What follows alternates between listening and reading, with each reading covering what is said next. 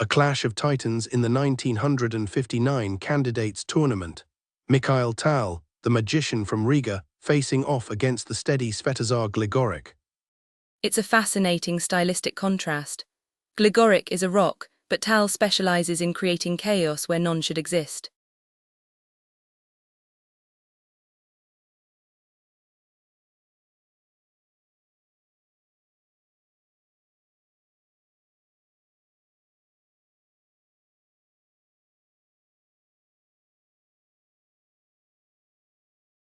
The opening evolves into a Nimzo-Indian structure after black plays bb4. Standard procedure here. Black is pinning the knight to discourage white from playing e4 and seizing the full center. Gligoric pushes the g-pawn early to kick the bishop from h4.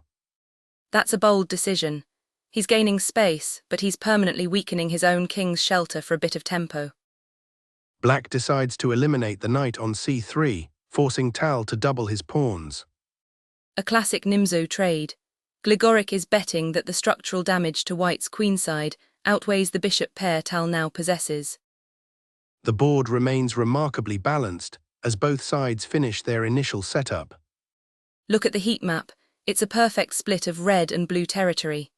Neither side has managed to establish a dominant grip yet. Tal allows the trade on g3, opening the h-file. He's trading a piece for a semi-open file.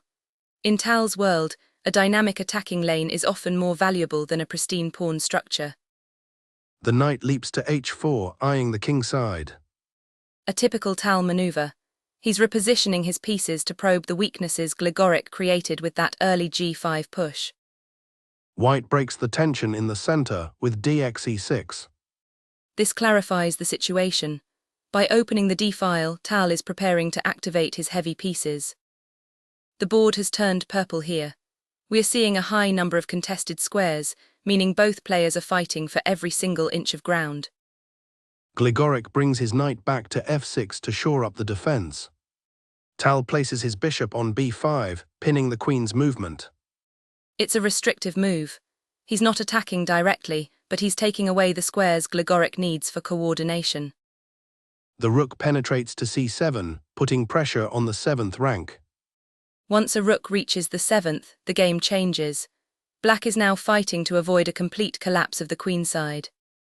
Tal pushes the c-pawn to c5, trying to create a passed pawn. He's shifting the focus.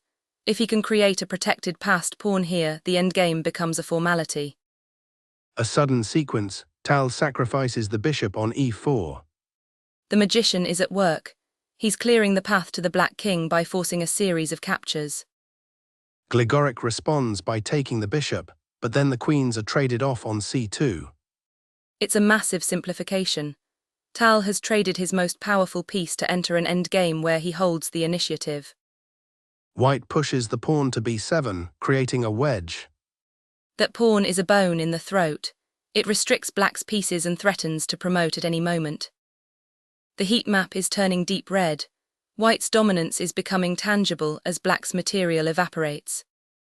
Gligoric is forced to sacrifice his knight to remove that b7 pawn.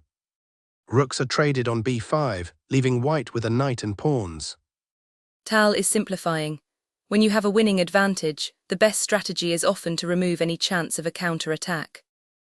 The knight cleans up the h6 pawn. He's systematically removing black's remaining assets. Gligoric is just watching his position crumble. Tal brings the rook to g5, cutting off the king. It's a cage. The black king is effectively trapped in a box of his own making. Black manages to capture the rook on a4, but it's a desperate measure. He's trying to create a distraction with the a-pawn, but it's a race he simply cannot win. The knight moves to c3 to keep an eye on the promotion square. Precision, Tal isn't rushing. He's ensuring that the a-pawn is neutralized before he pushes his own. Tal didn't just win a game of chess, he conducted a symphony of sacrifices. Gligoric played solidly, but you can't defend against magic.